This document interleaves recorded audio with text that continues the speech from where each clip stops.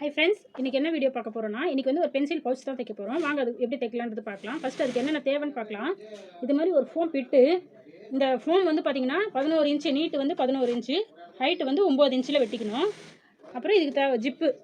இந்த ஜிப்பு வந்து 11.5 இன்ச்சு வெட்டிக்கணும். நீட்டு வந்து 11 இன்ச்சு சொல்லியிருக்கல, அதை விட ஒரு 1/2 இன்ச்சு எக்ஸ்ட்ரா ஜிப்பு வந்து 11.5 இன்ச்சு வெட்டிக்கணும்.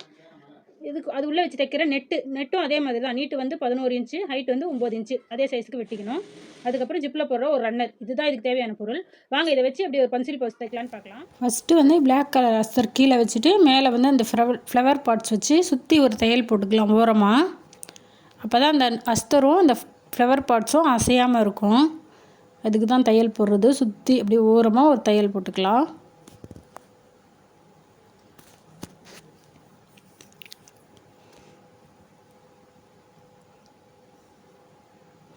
இப்போ வந்து பிளாக் கலர் ஜிப் இருக்குல்ல, அதை வந்துட்டு 11 இன்ச்சுக்கு மேலே திருப்பி வச்சு அப்படியே ஓரமாக ஒரு தையல், நல்ல பக்கமும் ஒன்றா இருக்கணும். அது மாதிரி வச்சு அப்படியே ஓரமாக ஒரு 1/4 இன்ச்சில் ஒரு தையல் போட்டுக்கலாம்.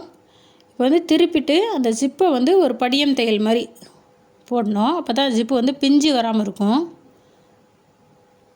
இப்போ வந்து ஜிப்பை வந்து பார்ட்ஸை வந்து திருப்பிட்டு இந்த பக்கம் ஜிப்பு கேப் இருக்கு இல்லைங்களா, அதுக்கு மேலே வச்சு அதே மாதிரி ஓரமாக ஒரு தையல் போட்டுக்கலாம்.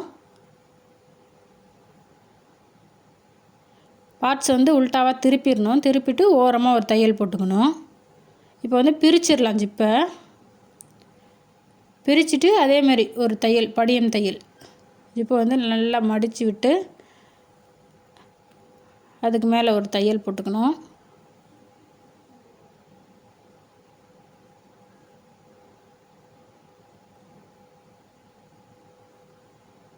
அப்போ தான் வந்து ஜிப்பு வந்து பிஞ்சு வராமல் இருக்கும். இல்லைன்னா நீங்கள் ஜிப்பு போட்டு இப்படி இழுத்திங்கன்னா அப்படியே மேலே தூக்கிட்டு இருக்கிறாமல் இருக்கும். படியம் தையல் போட்டிங்கன்னா அப்படியே படிஞ்சு நல்லாயிருக்கும். வந்து ரன்னர் போட்டுட்டு ஃபஸ்ட்டு ஒரு இழுத்து விட்டுக்கலாம். ஓப்பனாக இருக்குள்ள க்ளோஸ் ஆகிடும். மறுபடியும் ரன்னர் போட்டு நடுவில் இழுத்து விட்டுடலாம் ரன்னரை. வந்து ஜிப்பை வந்து கரெக்டாக சென்ட்ரு பார்த்து வச்சு கீழே லைட்டாக ஒரு கட்டிங் பண்ணிக்கணும். லைட்டாக வரும். அதே மாதிரி இந்த சைடும் ஜிப்பை வந்து சென்டராக வச்சு லைட்டாக ஒரு கட்டிங் பண்ணிக்கணும்.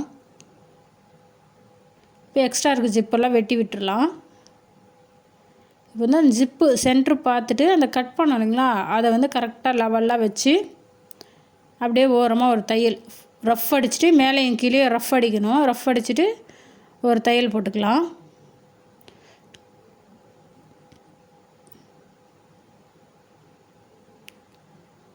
அதே மாதிரி இந்த பக்கமும் மேலேயும் கீழேயும் ஒரு தையல் ரஃப் அடிச்சுட்டு ஒரு தையல் போட்டுக்கலாம்.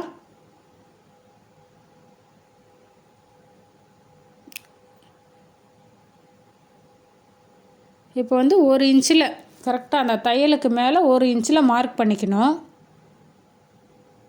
தையலுக்கு மேலே 1 இன்ச்சு மார்க் பண்ணி அதே மாதிரி இந்த மடிச்சிருக்குல்ல அந்த பக்கமும் வச்சு ஒரு பாக்ஸ் மாதிரி ஒரு மார்க் பண்ணிக்கணும்.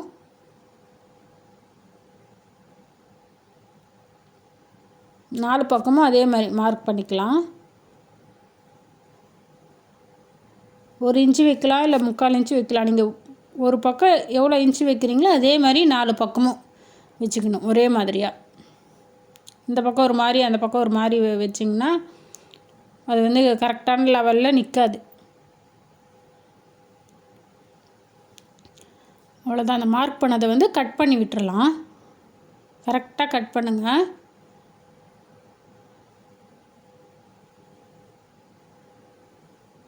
அதே மாதிரி 4 பக்கமும் அதை கட் பண்ணி விட்டுறலாம்.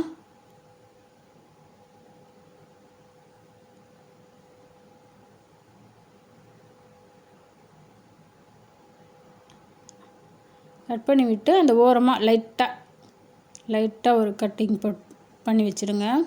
பண்ணி வச்சுட்டு மறுபடியும் அது ஒரு தையல் போட்டுக்கோங்க. இந்த பக்கம் அந்த பக்கம், ஏன்னா நம்ம கட் பண்ணதால் ஓப்பனில் இருக்கும். அதை வந்து மறுபடியும் ஒரு தையல் போட்டுக்கணும்.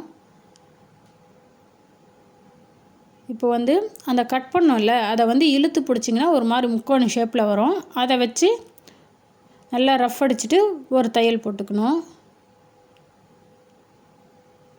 அதே மாதிரி 4 பக்கமும் இழுத்து பிடிச்சோன்னா ஒரு முக்கோணம் மாதிரி ஒரு ஷேப் வரும்.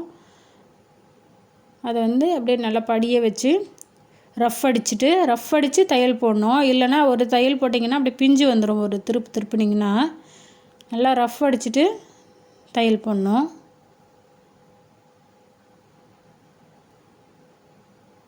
அதே மாதிரி 4 பக்கமும் போட்டுக்கோங்க.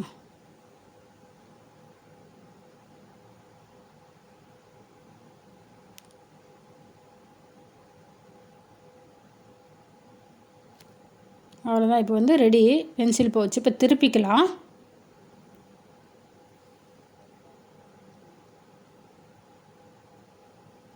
எப்படி இருந்துச்சுன்னு சொல்லுங்கள். உங்களுக்கு பிடிச்சிருந்தால் லைக் பண்ணுங்கள். எப்படி இருந்துச்சுன்னு சொல்லி கமெண்ட் பாக்ஸில் வந்து கமெண்ட் பண்ணுங்கள்.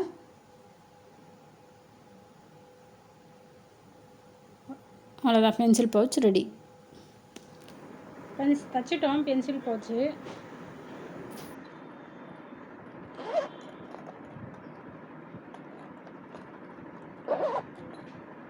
எப்படி இருக்குன்னு சொல்லுங்கள். நீங்களும் இதே மாதிரி தைச்சி பாருங்கள். உங்களுக்கு இந்த வீடியோ பிடிச்சிருந்தா லைக் பண்ணுங்கள், ஷேர் பண்ணுங்கள், கமெண்ட் பண்ணுங்கள்.